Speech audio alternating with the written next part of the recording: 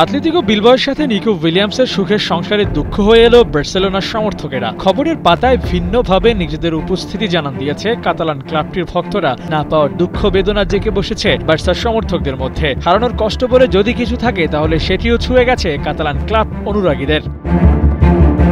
Bilbao নয়, বার্সেলোনাতে এই season শুরু হওয়ার কথা ছিল নিকো উইলিয়ামসের। বিভিন্ন সময় ইশারা ইঙ্গিতে বার্সায় খেলার ইচ্ছে প্রকাশ করেছিলেন এই স্প্যানিশ বয়। ঘরের ছেলেকে দলে ফেরাতে অপেক্ষায় ছিল বার্সাও, কিন্তু সময়ের পরিক্রমায় বার্সাকে ফাঁকি দিয়ে আতলেতিকো বিলবাওতে থাকার সিদ্ধান্ত নেন, আর তাতেই ক্ষোভে ফেটে পড়ে বার্সার সমর্থকেরা, যার নজির মেলে সোশ্যাল মিডিয়ায়ও।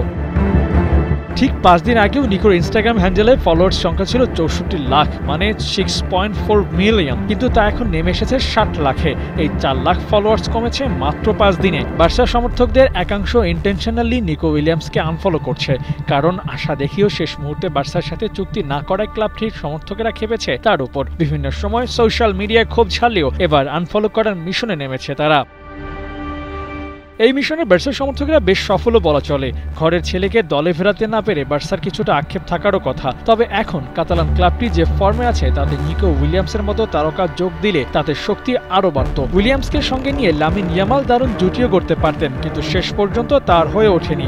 ভবিষ্যতেও আর হবে কিনা তা নিয়েও রয়েছে যথেষ্ট সন্দেহ, কারণ আতলেতিকো বিলবাওয়ের সঙ্গে উইলিয়ামসের চুক্তি 2035 পর্যন্ত।